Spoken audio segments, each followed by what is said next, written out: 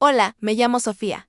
El médico que debería haber sido mi guía. El director del departamento de anestesia en uno de los centros médicos más reconocidos de Flórida, me arrancó el instrumento de intubación de las manos durante una operación y me gritó que era incompetente, expulsándome de la sala frente a todo el personal. Fue el momento más vergonzoso y público de mi vida profesional. ¿Alguna vez te han hecho sentir completamente inútil en tu trabajo? Justo donde más necesitas probar tu valor. Pero antes de contarte exactamente cómo sus palabras me destrozaron en esa sala de operaciones, déjame un comentario diciéndome desde dónde me estás escuchando y suscríbete al canal. Te prometo que no querrás perderte lo que ocurrió apenas medio minuto después de que esa puerta se cerró detrás de mí. Porque a veces el destino tiene formas muy particulares de hacer justicia. Trabajar bajo las órdenes del Dr. Bernardo Big era como atravesar un campo de batalla cada jornada. Era el jefe del servicio de anestesiología, una figura prominente en su especialidad, y se encargaba de que todos lo supieran constantemente. Su prepotencia era tan notoria como su habilidad técnica. Siempre vestía impecablemente, con ese cronómetro carísimo en su muñeca que parecía más una medalla de honor que un simple reloj.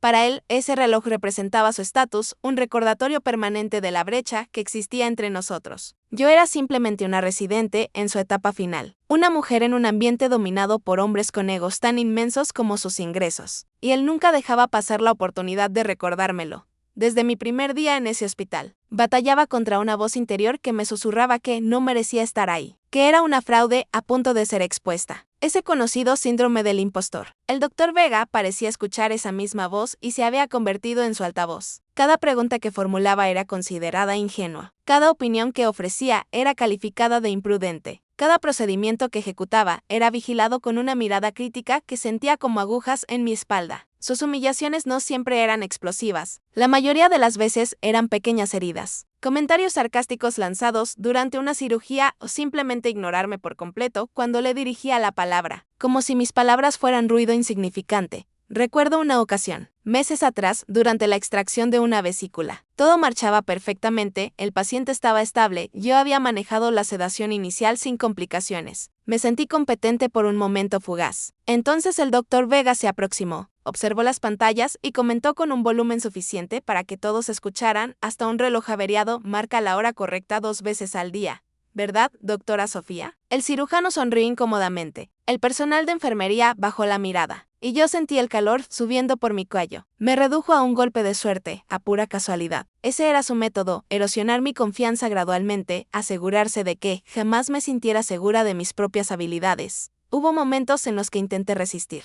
No con palabras sino con esfuerzo. Me preparaba el doble para cada operación, estudiaba los expedientes hasta el amanecer, anticipaba cada posible complicación. Una tarde, durante una emergencia, logré realizar una intubación compleja en un paciente con una vía respiratoria difícil antes de que él pudiera intervenir. Por un instante vi un destello de sorpresa en sus ojos. Un silencio que se sintió como una pequeña victoria, pero fue breve. Al finalizar, en lugar de reconocer mi destreza, me dijo fríamente frente a una enfermera: tuvo suerte de que el paciente no entrara en crisis con su lentitud. Cada pequeño logro que conseguía, él lo convertía en cenizas con una sola frase. El ambiente en la sala de operaciones se transformaba drásticamente cuando él entraba. La tensión era palpable. El resto del equipo, desde los cirujanos hasta los técnicos, adoptaba una actitud sumisa. Nadie lo contradecía. Nadie se atrevía a defender a la residente de turno. Se convertían en testigos mudos, cómplices silenciosos de mi degradación diaria. Me sentía absolutamente sola, atrapada en una cápsula, donde todos podían observar cómo mi espíritu profesional era desmantelado pieza por pieza. La soledad en medio de una multitud es quizás una de las formas más crueles de aislamiento.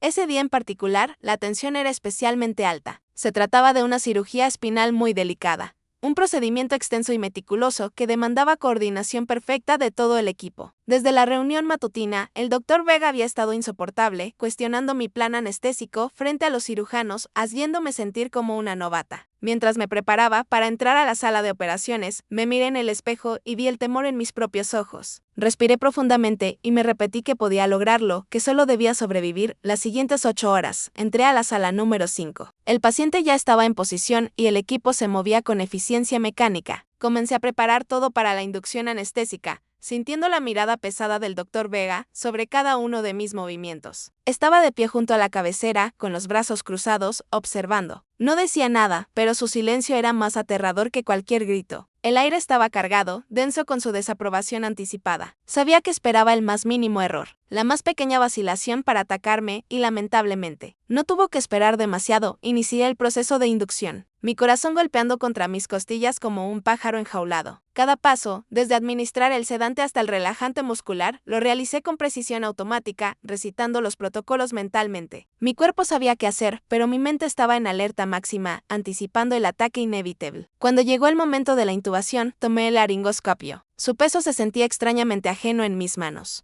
húmedas. Me incliné sobre el paciente, abrí su boca y deslicé el instrumento con cuidado. Era el momento crítico, el acto que definía nuestra especialidad, y sentía que estaba a punto de ser juzgada, no por mis pares sino por un verdugo.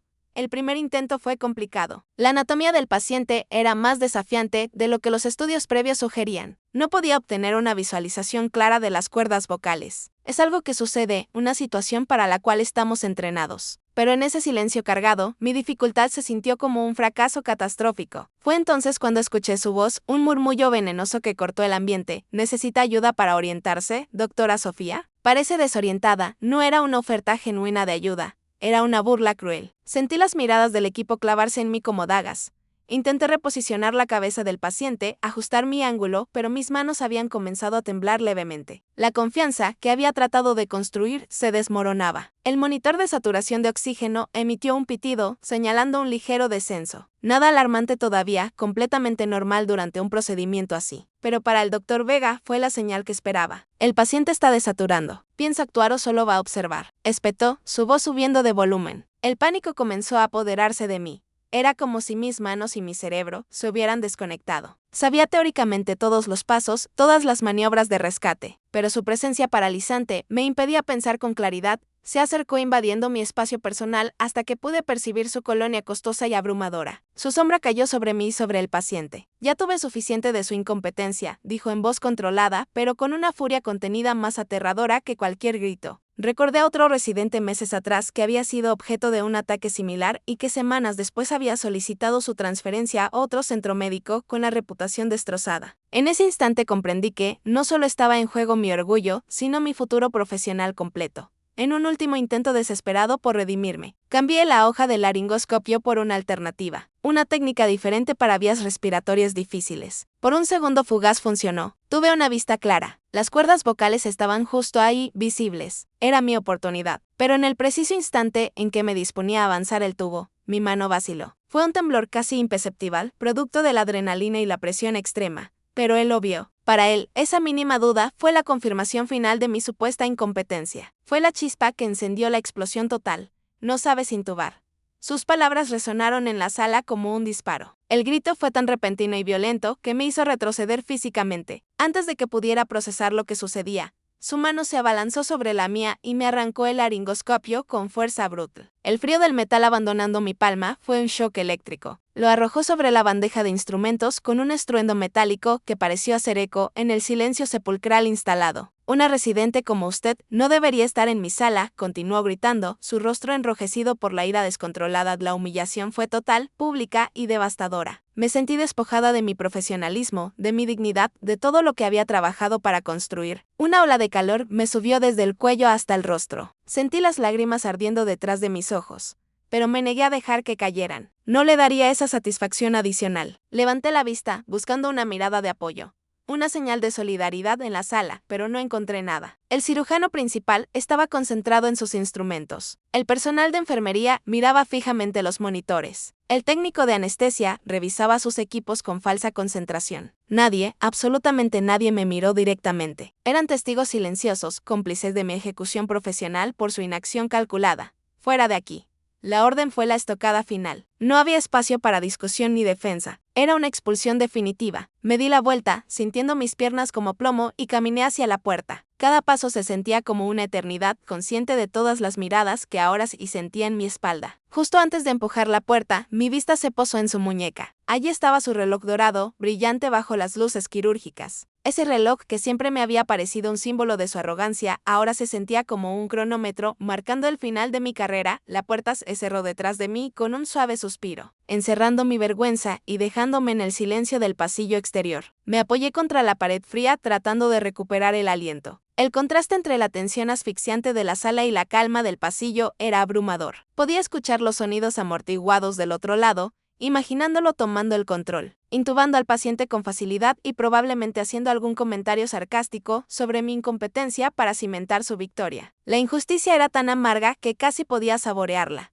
Cerré los ojos, pero la escena se repetía en mi mente en un bucle tortuoso. El metal del laringoscopio siendo arrancado de mi mano. Su rostro deformado por la ira, las miradas esquivas de mis colegas. Esto no se trataba de un solo error, era la culminación de meses de acoso psicológico sistemático. Un plan deliberado para destruir mi confianza completamente. Mis manos ahora libres temblaban sin control. Las apreté contra la pared intentando anclarme. La vergüenza inicial estaba dando paso a una furia fría y profunda, una rabia contra él por su crueldad, contra los demás por su cobardía y contra mí misma por haberme derrumbado. Mantener una fachada perfecta, pero allí estaba, completamente incapaz de actuar en el momento más crítico. La ironía era casi poética. El hombre, que me había humillado por supuesta incompetencia, ahora estaba paralizado por el miedo mientras un niño moría. No pensé, simplemente actué. Empujé la puerta y entré a la sala. Déjeme intentar, dije con una voz que no reconocí como mía, firme y clara. El residente de pediatría me miró con ojos desesperados y asintió inmediatamente. Me acerqué a la cabecera del niño. Mis manos, que habían temblado 30 minutos antes, ahora estaban completamente firmes. Tomé el laringoscopio pediátrico. Visualicé la anatomía en mi mente. Respiré una vez y actué. La intubación fue perfecta. El tubo pasó suavemente. El niño comenzó a ventilar. La saturación comenzó a subir. El pitido agudo del monitor cambió a un ritmo más tranquilizador. La sala exhaló colectivamente. Había salvado una vida. En el momento de mi mayor humillación profesional, cuando todo parecía perdido, había hecho exactamente aquello por lo que me habían entrenado. Y lo había hecho perfectamente. Levanté la vista y me encontré con los ojos del Dr. Vega. Ya no había arrogancia allí, solo shock y algo que casi parecía vergüenza. Nuestras miradas se sostuvieron por un momento eterno. No dije nada. No necesitaba decir nada. La verdad de lo que acababa de suceder hablaba por sí misma más fuerte que cualquier palabra. Había demostrado, frente a todos, exactamente quién era como profesional. Y él había revelado, involuntariamente, las grietas detrás de su fachada perfecta. Los días siguientes fueron transformadores. La historia de lo que había sucedido se extendió por el hospital como un incendio. No solo la parte heroica del rescate, sino también la parte incómoda de mi expulsión del quirófano y la paralización del Dr. Vega.